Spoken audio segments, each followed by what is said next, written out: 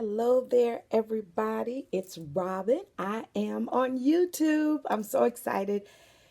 You all know that I have a new system and I've been learning it. Look, every week I'm learning something different about it. And so this week I decided to try it out, streaming straight to YouTube. And I did it. Yes, I am so excited. So today we are going to talk about fighting words, how to respond to an online attack or viral lie about your church or its leaders. Now, before I jump into it, again, let me thank you guys for meeting me here on YouTube.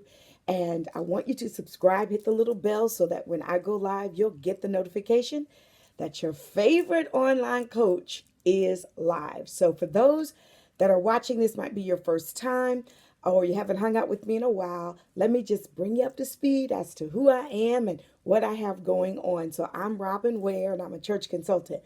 I'm so extremely blessed that I get to operate in my passion, and I am a church consultant. I work with churches, I work with pastors and faith-based leaders and entrepreneurs all across the country, assisting them with church growth, hospitality, event planning, and then, of course, leadership training, which is what I'm doing today, as a matter of fact. And my agency is the Ware Agency, and I have been owning my own business full time for 16 plus years. So I am just so extremely blessed. I know how it feels. That's why I tell those that I coach that you just want to continue to pursue your passion, because when you pursue your passion, the profits will chase you. So a lot of people are like, oh, I'm trying to figure out my purpose. Figure out your purpose, right? It's connected to your passion, I promise you. And then the profits will come. And, of course, can't go into how all that works right now on this video, but I got some other videos over here. That's why I wanted to stream to YouTube, because I wanted to give you more content centrally located in the place where you go to find video content. So, of course, you can follow me on social media at Robin M. Ware. And then, of course, let's see, at Robin M. Ware on Instagram, at Robin M. Ware here on YouTube. And then my Facebook page, The Ware Agency is my business, but I do have a personal page, Robin M. Ware, over on Facebook. So keep it all consistent to make it super duper easy for you guys. So I am going to, again, ask you to subscribe, hit the bell right there on my YouTube page. I want to increase, let's get to 1,000 followers this week. Today is Thursday. I believe we can do it between today and Sunday. Let's get me to 1,000 followers so that we can build this page. Now, one of the things that I do as a church consultant is I go around the country and I teach and I do leadership workshops. And of course, you all know that have been hanging out with me. I got a brand new book, and my book is Wow Your Guests, Winning Hospitality Strategies to Change the Culture of Your Church. Church has changed. And it's really important that your ministry understands the importance of shifting with the times. I was so excited. I was talking to a really good friend, and they were sharing that the church that they're a member of is no longer, listen to this, you guys, they are no longer going to host midweek services. I thought that was awesome. Now, not awesome that they're not going to host midweek services, but they're not going to host them. In exchange, they're going to do small groups. They've already been doing small groups, which is a really great thing to do. You start small groups while you got midweek going on. And now they're going to stop midweek, but their members are already comfortable with small groups. People are, our lives are, they've changed. People are busy. Their kids have activities, and just coming to church on site midweek can be a challenge. So I know a lot of ministries out there are going, no, Robin, but listen, we got to be current. You got to be relevant, and change is hard. I get it, but I want you to be prayerful about, keeping the doors of your church open so that we can follow the Great Commission and make disciples. And it's really hard to do that if you don't have disciples already in place. So the goal is to develop them, and you can develop people in small groups. I don't believe it's necessary that you have to have a full, worship experience midweek in order to do that. So I applaud that church. Yay. I think it's so super awesome. So the culture has changed, with the onslaught of social media and apps. I just bought a brand new television for my mom and dad, and I was showing them all the apps that come with that TV. They were blown away. My parents have been married 60 years. They're 81 and 83. So, of course, they're up in years. And all they know is that you pay for cable and you get those channels. Of course, their minds go all the way back to when TV went off at like 11 o'clock at night, right? They used to play the Star Spangled Banner, and that's how you knew TV was going off. Well, then times changed, and now we have what high definition television, and you can stream your cable on your computer, on your smart devices, and now, as I said, they have apps for your television so that you can opt out of purchasing cable. I love it. Listen, if I didn't have my parents with me, I would not have cable. I'm telling you, I would not have cable. I would buy apps. And of course, a lot of the great networks that we love, they have apps. And so instead of purchasing, a $200 or $300 monthly cable package, for 800 channels, and you probably only watch a good 15 of them, you can purchase an app of your favorite network. So I would probably only have five, and my bill would probably be less than $60. Now, you still have to pay for Wi-Fi, but I'd only be paying for the channels I want to watch. So anyway, times have changed, and unfortunately, the church typically is known for being slow to adapt to change. Well, I'm here to help you with that, which is why I switched over even to YouTube. Social media networks, they were created with a purpose. Twitter is the platform that you use if you want to communicate quick, like sound bites of information. Facebook was created to connect you with people that you already know. Instagram was created for you to show a visual representation of who you are. Even back to Twitter again, Twitter allows you to meet people that you probably would have never had the opportunity to meet before. And I mean literally meet. You can at mention them. You can go in their inbox. I don't know why my mind is going to the left, but you know what I'm trying to say. You can tweet them. Thank you, Holy Spirit. You can tweet them. And so social media has been, a game changer. And it's really important that ministries understand how to do that. As a matter of fact, I thought, let me see if I have a copy here. I actually wrote a book on Facebook. Let me grab it. I got it right here. I can see it. I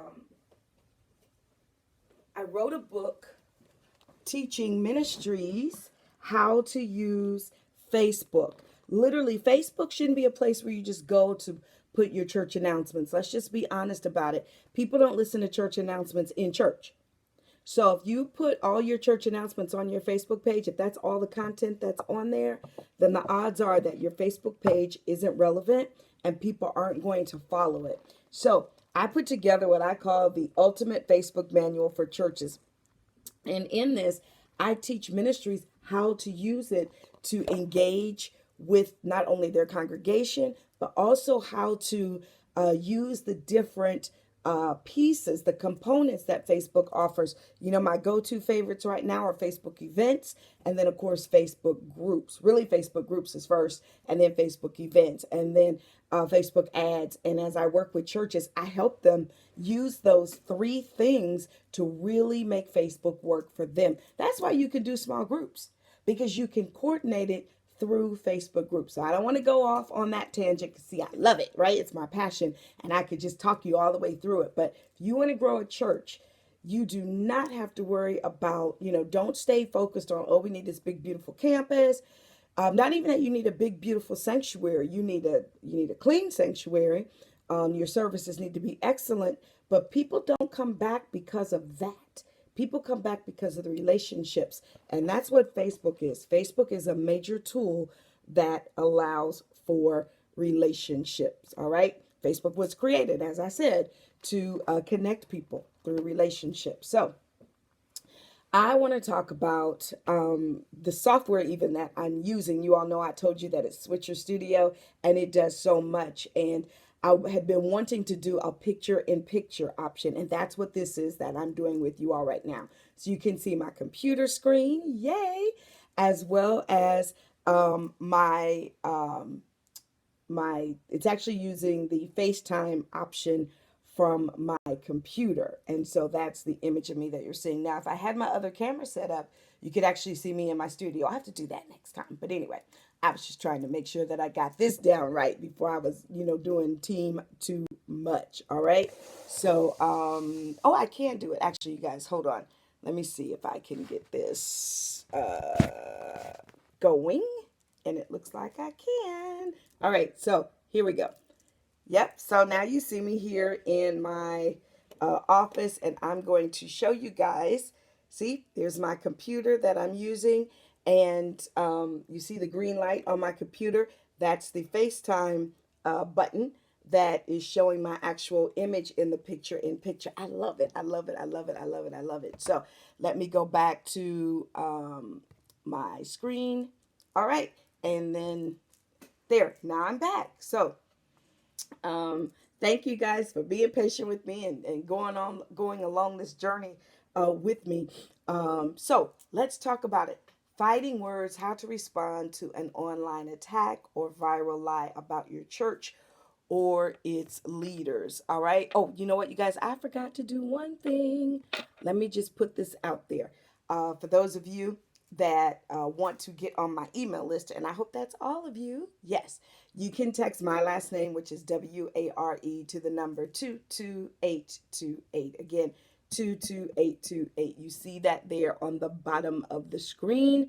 And let's see, I hope I'm not messing up. Let's take that out.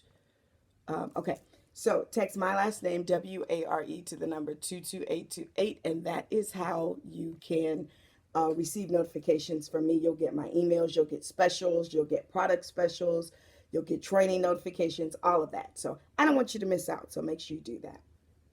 All right, again, make sure you subscribe to my channel. Yay, I'm so excited.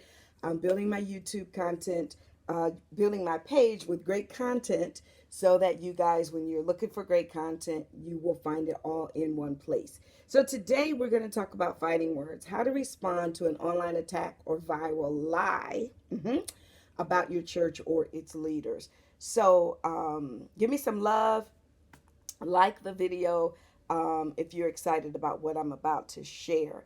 It goes without saying that, social media is a great thing, but it also, well, not even social media, the internet. The internet is a great thing, but there are pros and cons to it. And unfortunately, it has licensed some keyboard bandits. Yep.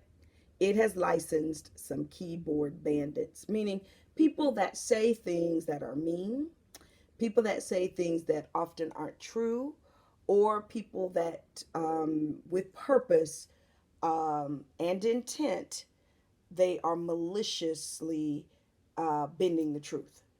All right.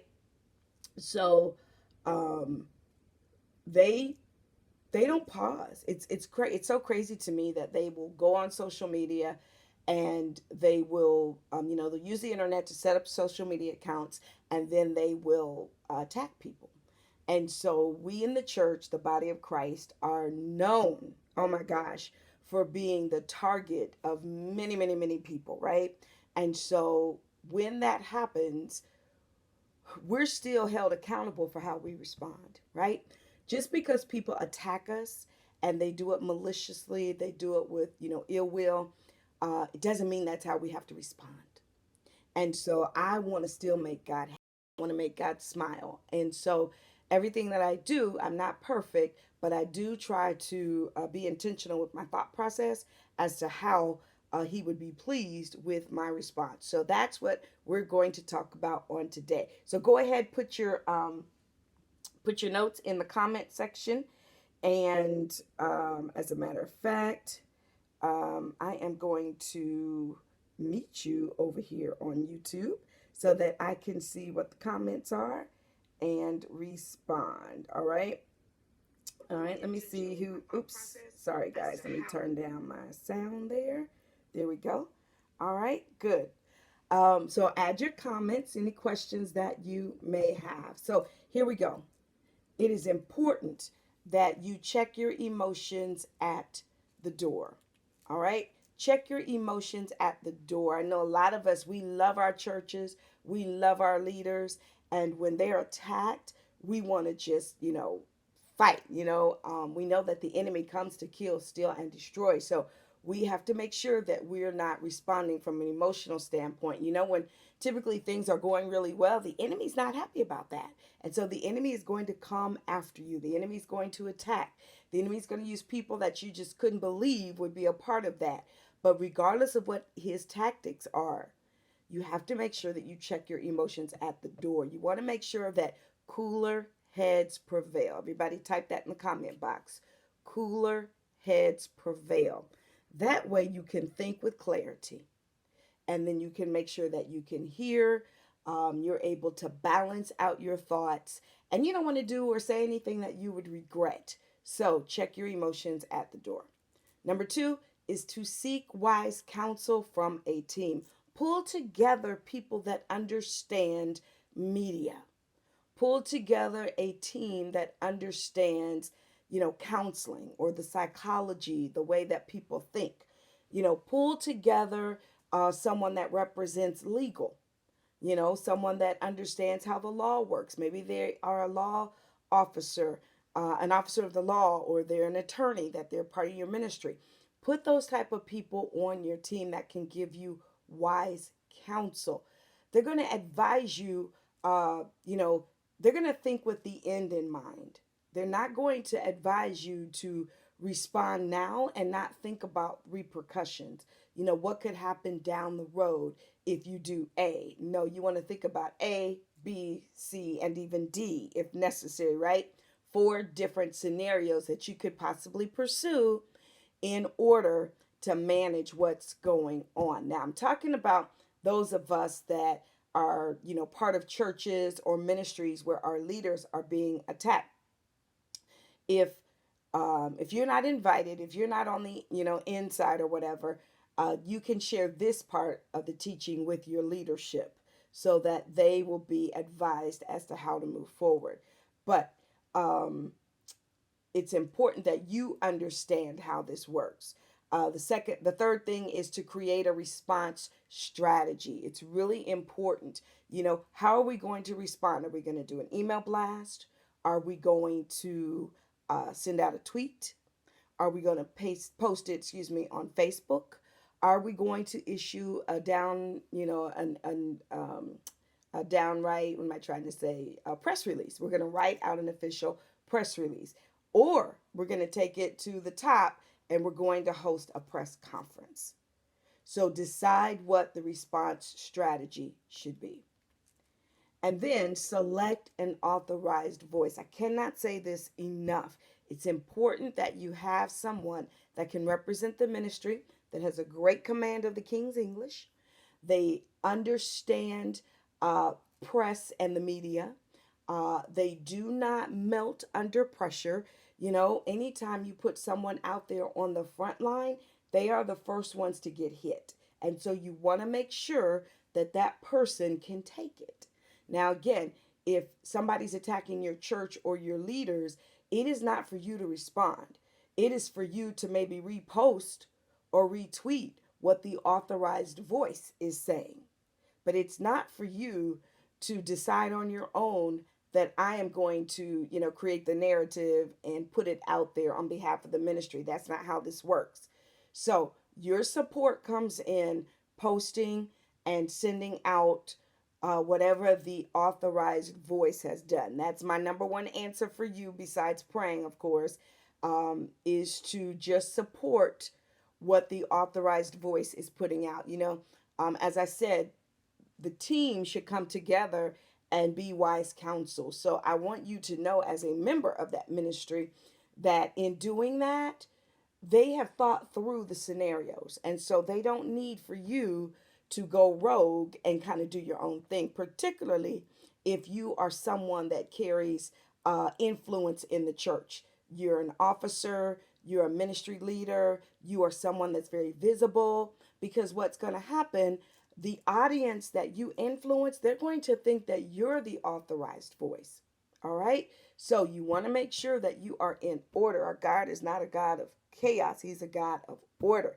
And so we are learning to do well, like the Bible says, learn to do well. And so that's what, even in this little training, you can do this as a part of a developmental session with your leaders, helping them to understand how this works. Because the time to do this is before something happens, because the odds are greater that something might happen than not. Because again, everybody can be a keyboard bandit. So the magnitude of the attack may differ, right? You might not be front page news, but you might have someone that um, is making a comment that is hurtful, that's a part of your children's ministry, that could infect the people that are part of that children's ministry. And so you need to follow these same steps, or the ministry would follow these same steps to handle that situation. So it may be self contained, it may just be a little smoldering, it's not a big fire, but it's still something that you deem necessary to address. And so these steps will still work for that. And then, um, there we go. Educate your supporters. That's what I was just kind of talking about. It's important that you explain to the people on your ministry team, if you're a ministry leader and the church has been attacked and you know that the church is working on a strategy, those that are under your leadership, you tell them, listen, the church has a team. They're putting together a strategy. They've got an authorized voice. They're gonna issue a press release. We want you to repost it. We want you to help, get the word out. But that's all we want you to do. We do not want you to make a comment. We don't want you to say anything if the news media shows up. If the situation is of that level that the media might show up, make sure that the ministry team knows that they're not to make a comment. The only thing they're to say is no comment, in fact, if they have to say anything. So, educate your supporters. It's so important. Now, let's say that it's something, we know that we recently lost a general in the body of Christ. In the body of Christ, it's really important that everything that's happening as it relates to the funeral, the repast, the private, whatever things that they're going to have, that is communicated to those that need to know. Educate your supporters. So, I know I'm talking about, if your leaders are attacked. I know that wouldn't be an attack if somebody dies, but that is a situation where people would need to know information. So the rules are the same there, okay? All right. And then lastly is let it go. All right. Once the ministry has made a decision as to how they want to handle the situation, they've issued their statement, they've put it out on social media, they've done a press release, or they've, hosted a full blown um, um, conference. What am I trying to say? A news conference. Let it go. The longer you keep talking about it, then it keeps growing. So let it go. We know the song "Let It Go and Let God." Yeah, that's what you need to do in this situation. Stop talking about it. Stop posting about it. Stop breathing life into it. Anything that you add oxygen to, it allows it to live. So we don't want you to do that. It's done. It's over with. We've made our peace. We've made our statement. We've forgiven, or we've been forgiven, whatever the scenario is, and now we can let it go. All right? Good stuff. Now, and thank you so much for hanging out with me. Let me just do this here. Um, mm, mm, mm, mm. Oh, I do have, of course, um, uh, training, crisis management training that you can get. You can go to my website. Let me show you that, thewearagency.com. You can go to my website, and that's where you can see what I have going on. You can go there and you can actually purchase that crisis management training. That's a little snippet of it that I kind of gave you on today. And so I want you to be prepared, right? knowing what to do if the unthinkable happens. And so you can get all those things at my on my website. All right, you guys. So thank you for hanging out with me on today. And Merry Christmas, Happy Holidays to you. I know we've all had a lot going on. That's why I haven't been on as much as I would have liked to have been. But I wanted to make sure that I got on with you today. And again, make sure you subscribe to my YouTube channel. Like this video. We're going to help grow and increase it to 1,000 followers by the end of this weekend. All right.